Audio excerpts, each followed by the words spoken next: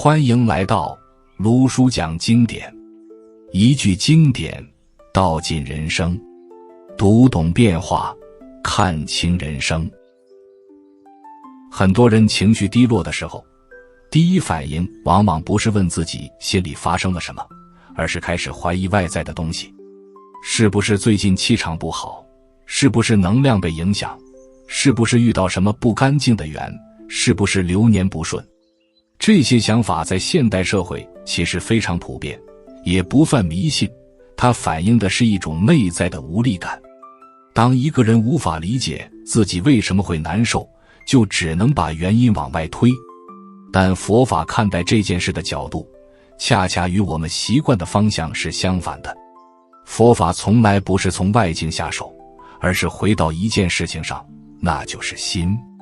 不是心情，而是心念。佛经里有一句话，很多人听过，却未必真正体会，一切为心造。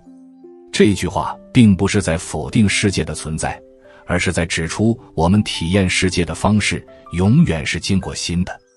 换句话说，我们并不是直接活在事情里，而是活在对事情的感受里。情绪低落，从佛法的角度来看，并不是一个突然发生的状态，它更像是一条已经铺好的路。只是当你真正走到那一刻，才开始意识到自己已经站在路的中段。心念在前，境界在后，这个顺序几乎从未改变。我们常常以为是事情让我们难过，是别人让我们受伤，是环境让我们疲惫。可如果静下来观察，会发现同样的环境，同样的人，甚至同样的话，在不同的状态下带来的感受完全不同。有时候一句普通的话，你听着毫无波澜；有时候一模一样的一句话，却能让你整天都陷在低落里。差别不在话语，而在当下的心。佛法讲缘起，不讲单一原因。情绪的形成也一定是因缘和合的结果。身体的疲惫是一种缘，长期压抑的念头是一种缘，未被看见的期待是一种缘，反复回忆的过去也是一种缘。当这些条件慢慢成熟，情绪自然会浮现，并不是突然掉进低谷，而是一路走来。法句经中有一句话说，心为法本，心尊心始。意思不是心很厉害，而是心永远站在最前面。你怎么想，决定了你怎么看，你怎么看，决定了你怎么感受，你怎么感受，又会反过来强化你原本的想法。这是一个不断循环的过程。所以佛法并不会用气场不好来解释情绪低落，不是因为佛法否定能量，而是因为佛法知道，真正主导你经验的并不是外在的气，而是内在的趋向。你怎么看待自己，怎么看待遭遇，怎么看待未来，这些念头正在不知不觉中塑造你所处的世界。有些人会说，我明明什么也没想，可就是提不起精神。可佛法所说的念头不一定是清楚语言化的，很多念其实是无声的，是一种长期存在的心态。比如对自己的否定，对未来的担忧，对关系的期待落空。这些未被觉察的心念比短暂的情绪更有力量。当心开始反复围绕着某些想法打转，境界就会逐渐变得狭窄。你会发现世界好像失去了颜色，事情变得沉重，连原本不在意的小事也开始刺眼。这并不是世界真的变了，而是新的视角收缩了。佛法并不急着让你变好，也不会催促你马上走出来。他做的第一件事是让你看清楚，你此刻的状态并不是一个失败，而是一个因果的呈现。当你开始这样看待情绪低落，内心反而会生出一丝松动，不是急着修复，而是先停止责备。因为在佛法里，任何境界出现都不是用来惩罚你的，而是用来提醒你的。提醒你心正在哪里停留，提醒你哪些念头正在悄悄主导生活。如果一味把问题归结为外在的气场，就等于放弃了这个觉察的机会。真正的修行，从来不是把自己变成一个没有情绪的人，而是在情绪出现的时候，有能力与它共处，而不被它带着走。情绪低落并不可怕，可怕的是你以为它完全来自外面，于是不断向外寻找答案，却忽略了内心正在发生的一切。佛法讲的是回头看，不是向外抓。当你开始慢慢学会观察自己的心念，而不是急着解释命运，境界自然会有变化。不是因为世界被改变了，而是因为你终于站在了源头的位置。当我们开始意识到情绪并不是无缘无故出现的，而是心念长期累积的结果时，接下来一个更细微也更重要的问题就浮现出来了。既然一切从心起，那为什么很多时候我们明明不想乱想，却还是被情绪牵着走？佛法并不会简单地说这是意志力不够，而是会指出一个更真实的现象，那就是大多数人的心其实一直处在被动状态。我们以为自己在思考，实际上更多是在回应外界的刺激，回应记忆里的经验，回应潜藏的恐惧与期待。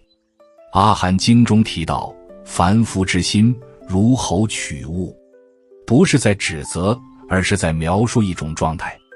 心总是抓着感觉跑，对喜欢的境界生出贪，对不舒服的境界生出拒绝。情绪低落往往并不是因为痛苦本身，而是因为我们不断地在心里重复确认那份痛苦。你可能会发现，在情绪低的时候，脑中很容易浮现一些熟悉的念头，比如事情总是这样收场，比如我果然不行，比如别人都比我顺利。这些念头并不新，却异常有力量，因为它们并不是第一次出现，而是已经被反复强化过很多次。佛法称这种状态为习气，不是性格，也不是命运，而是一种被反复走过的心理路径。路走得多了，就算不刻意去想，脚也会自然往那边去。情绪低落其实是习气在发生。很多人会问，那是不是只要转念就好了？佛法对转念这件事的理解，和我们日常说的想开一点并不一样。真正的转，不是强行把负面的念头换掉，而是先如实的看见它。当你试图压住低落，说自己不该这样，其实是在内心制造新的对立。一部分的你在难受，另一部分的你在指责。表面上看是在调整情绪，实际上是在加深内在的冲突。佛法所强调的是觉知，觉知并不是分析，而是一种不逃避的观看。你不急着改变它，只是清楚地知道，此刻心里正在升起什么样的念。那些念头也许仍然存在，但当你看见它们时，它们就不再是唯一的声音。在心经中提到，观自在菩萨行深般若波罗蜜多时，照见五蕴皆空。这里的空并不是否定，而是看穿。看穿情绪并非一个固定的我，看穿念头只是因缘暂时聚合的现象。当你不再急着给情绪下定义，不再急着问它什么时候会消失，心里反而会出现一点空间。那一点空间很小，但它意味着你不再完全等同于情绪本身。很多人会忽略这一点的力量。只要心有一点距离，境界就已经不同了。你也许还是低落，但不再那么封闭；你也许还是疲惫，但不再完全认定自己无能为力。佛法并不追求立刻明亮，而是重视持续的觉察。因为真正让人困住的，从来不是一次情绪，而是对情绪的执着。当你反复问自己为什么会这样，其实是在不断加固那个我正在低落的认同。觉察的过程是把注意力从故事中抽离，不是不去想，而是不再被每一个念头牵着走。当心慢慢习惯这种观看，情绪自然会起，也自然会落。这时你会发现，所谓的境界其实并不是固定存在的，它随着心的取向不断变化。心如果紧紧抓住某种解释，境界就会跟着变得沉重；心如果开始松手，境界便有了流动的可能。佛法从来不是要你否定现实的困难，而是让你看见，在困难之外，还有一条不被情绪完全占据的路。这条路不在外面，就在你当下对心念的态度里。当我们继续往里看，就会慢慢发现一个不太容易被接受的事实。很多我们以为是外界造成的情绪，其实早在事情发生之前，心里已经准备好了承受的方式。外在只是触发，真正完成情绪反应的是我们长期形成的内在结构。佛法讲缘起，并不是单向的因果，而是一整张交织的网。情绪并不是某一件事直接带来的，而是当下这件事刚好撞上了你心里某个尚未化解的部分。所以两个人面对同一处境，一个人觉得天塌下来，另一个人却只是感到一点波动，很快就过去了。并不是谁更坚强，而是谁的心粘得比较紧。法句经中说，心为诸法本，心遵心始。不是说世界不存在，而是指出我们所经验到的世界始终要经过心这一层。心若带着恐惧看境界，境界就会显得处处危险；心若长期自我怀疑，境界就容易变成证明你不行的证据。情绪低落的人，往往不是遭遇了特别糟的事情，而是习惯用一种向内收缩的方式看待生活。每一个不顺都会被解读成针对自己，每一次停滞都会被视为失败的象征。久而久之，心就住在一个狭窄的世界里。佛法并不急着否定这些感受，而是提醒你去看，这些解释真的是唯一的吗？很多时候，我们之所以情绪下沉，是因为心已经预设了一个结论，然后不断在现实中寻找佐证。当你留意这一点，就会发现，心念并不只是当下的想法，而是一种持续的倾向。它像一条河道，水自然会往最低处流，而情绪正是水流经过的痕迹。这也是为什么仅靠一次性的安慰或者一两句正能量的话，很难真正改变一个人的状态。因为河道没有变，水迟早还是会回来。佛法所做的是慢慢重塑河道，而不是阻止水流。在修行中，有一个很重要的过程，叫做正念。正念不是一直提醒自己要积极，而是对每一个正在发生的念头保持清醒。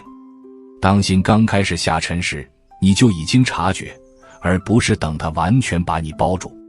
这种察觉并不剧烈，它更像一种温和但持续的陪伴。你看见自己在比较，看见自己在担心，也看见自己在期待被肯定。你不急着制止，只是清楚知道，这些都是心在运作。慢慢的，心会开始松动，不是因为问题解决了，而是因为你不再100%相信所有的念头。就像站在河岸上看水流，你仍然能看见水，但你不再被冲走。楞严经中提到，知见立知，即无明本，并不是说知道是错的，而是当你紧抓某一种见解，把它当成唯一真实时，迷失就开始了。情绪低落常常伴随着强烈的自我叙事，这个叙事一旦被松开，痛苦自然会减轻。你会开始意识到，很多让你难受的并不是事情本身，而是你不断对自己重复的解释。当解释变得松一点，境界就不再那么封闭。佛法看待改变，并不是一次翻转，而是一点点松绑。松绑那些不自觉的判断，松绑对自己的严苛要求，也松绑对未来的过度担忧。当心渐渐恢复流动，情绪依然会来，但不会久留。你会发现，低落不再像一个深不见底的洞，而更像一阵天气。它可能阴沉，但你知道它终会变化。而当这种体验开始累积，你对情绪的态度也会发生转变。你不再急着摆脱它，而是开始理解它的来处。理解的力量并不在于分析得多清楚，而是在于你不再与自己为敌。当我们把佛法中关于心念与境界的理解真正放回生活里看，就会发现它并不是一套脱离现实的思想，而是一种非常贴近日常的观察方式。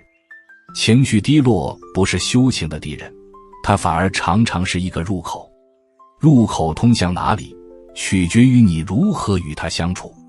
大多数人面对低落时，会下意识想要快点结束，赶紧让自己振作，赶紧变正常，赶紧回到应该有的状态。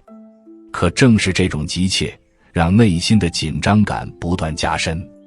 佛法不会要求你马上振作，而是提醒你先停下来，看一看此刻的心。